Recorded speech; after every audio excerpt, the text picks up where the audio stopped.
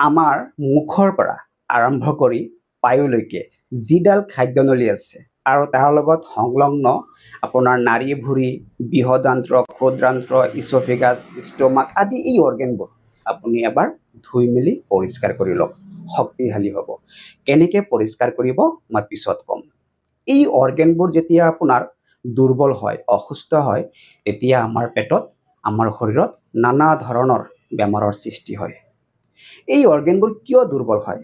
হ'বইচোন, কাৰণ আমি যোন দিনাৰ পৰা গোটা খাদ্য খোৱা আৰম্ভ কৰিছোঁ আৰু আজিলৈকে খাই গৈ আছোঁ, এই খাদ্যবোৰৰ যিটো পাচন প্ৰক্ৰিয়া সেইটো এই অৰ্গেনবোৰেই সম্পন্ন কৰে। এতিয়া যদি এই অৰ্গেনবোৰ দুৰ্বল হৈ যায়, তেতিয়াহ'লে আমাৰ পেটত গেছ, এচিডিটি, ব্লটিং, পেটৰ আলচাৰ, কলন আলচাৰ, কনষ্টিপেশ্যন মানে কোষ্ঠকাঠিন্যতা, এনেকুৱা বিভিন্ন ধৰণৰ বেমাৰ আমাৰ পেটত আহি পৰে। যেতিয়া আপুনি বহুত দিন এই কোষ্ঠকাঠিন্যতাত ভুগিব, আপোনাৰ ৰাতিপুৱা শৌচ ক্লিয়াৰ নহ'ব, তেতিয়া প্ৰথম কথা হৈছে আপোনাৰ কেঁচুমূৰীয়া পাইলছ হোৱাৰ সম্ভাৱনা বাঢ়ি যাব।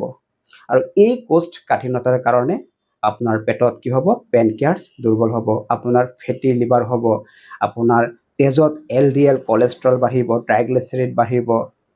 তাৰ ফলত কি হ'ব? আপোনাৰ উচ্চ ৰক্তচাপ, হাই ব্লাড প্ৰেছাৰ, আপোনাৰ হাৰ্টৰ সমস্যা, এনেকুৱা বিভিন্ন ধৰণৰ সমস্যা সৃষ্টি হয় আমাৰ এই পেটৰ পৰা। হয়তো আপোনালোকে জানে, পেট ঠিক থাকিলে চব ঠিক। আমি যিমান বেমাৰ ভুগি আছোঁ, বেছিভাগ বেমাৰ আমাৰ এই পেটৰ পৰাই আৰম্ভ হয়। গতিকে যদি আপুনি আপোনাৰ এই ফুড পাইপ ছিষ্টেম শুদ্ধ কৰি লয়, পৰিষ্কাৰ কৰি লয়, তেতিয়াহ'লে আপোনাৰ এইবোৰ বেমাৰৰ পৰা অলপ হ'লেও আপুনি সকাহ পাব। এতিয়া এই ফুড পাইপ ছিষ্টেমটো মানে আপোনাৰ মুখৰ পৰা পায়লৈকে এই গোটেই অৰ্গেনৰ সৈতে যিটো ছিষ্টেম আছে, এই ছিষ্টেমটো আপুনি কেনেকৈ পৰিষ্কাৰ কৰিব? এটা সহজ পদ্ধতি আছে। আপুনি এই অৰ্গেনবোৰ খুব দ্ৰুত সুস্থ কৰিব পাৰিব, পৰিষ্কাৰ কৰিব পাৰিব, যেতিয়া আপুনি শুদ্ধ আহাৰ গ্ৰহণ কৰিব। এতিয়া শুদ্ধ আহাৰ কোনবোৰ? আমি যিবোৰ আহাৰ খাই আছোঁ, এই গোটেইবোৰ আহাৰেই শুদ্ধ নহয়। শুদ্ধ আহাৰ সেইবোৰ য'ত আপোনাৰ ফল মূল বেছি থাকিব, আপোনাৰ ভেজিটেবল মানে শাক পাচলি বেছি থাকিব, য'ত আপোনাৰ ডেইৰী প্ৰডাক্ট মানে দুগ্ধজাত খাদ্য নাথাকিব, আপোনাৰ মাংসজাতীয় খাদ্য নাথাকিব, আপোনাৰ তেলেতীয়া, ভজা পোৰা এইবোৰ খাদ্য নাথাকিব, আটা চাউল বা ময়দা এইবোৰ খুব কম থাকিব, আৰু নাথাকিলে বেছি ভাল। আপুনি যদি এই খাদ্যখিনি এটা নিয়মত, বেছি নালাগে, মাত্ৰ 5 দিন খাব পাৰে, এই 5 দিনত আপুনি ইয়াৰ ফলাফল পাই যাব। এতিয়া এই খাদ্যখিনি আপুনি কি ধৰণেৰে খাব? প্ৰথমতে মই এটা কথা কওঁ, আপুনি যিবোৰ খাদ্য আপুনি খাব, এই শাক পাচলি বা ফল মূল, এইবোৰ খোৱাৰ আগত পেষ্টিচাইডছ ৰিমুভ কৰি খাব। কাৰণ এইবোৰ শাক পাচলি বা ফল মূল উৎপাদন কৰোঁতে তাত কীটনাশক ব্যৱহাৰ কৰে। সেই কীটনাশক আপুনি ৰিমুভ কৰি লোৱাটো উত্তম। এতিয়া কেনেকৈ ৰিমুভ কৰিব? এটা সহজ পদ্ধতি আছে।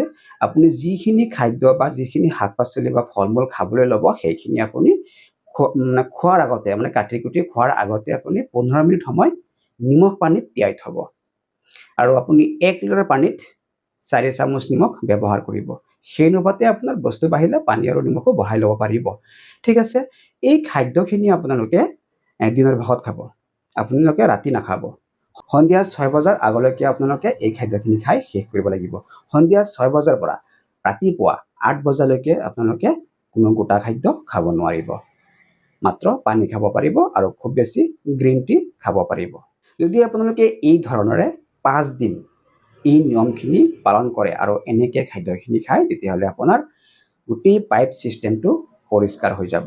আপুনি দৈনিক যিবোৰ ঔষধ সেৱন কৰি আছে আপোনাৰ এই পেটৰ সমস্যাৰ কাৰণে, আৰু পেটৰ সমস্যাৰ পৰা ক্ৰিয়েট হোৱা বাকী যিবোৰ বেমাৰ আছে, যেনেকৈ আপোনাৰ হাৰ্টৰ, প্ৰেছাৰৰ, কিডনীৰ, ইটো সিটো আমি ঔষধ খাই আছে, সেই ঔষধবোৰ আপুনি খাই গৈ থাকক। তাৰ লগতে আপুনি এই নিয়মটো পালন কৰক।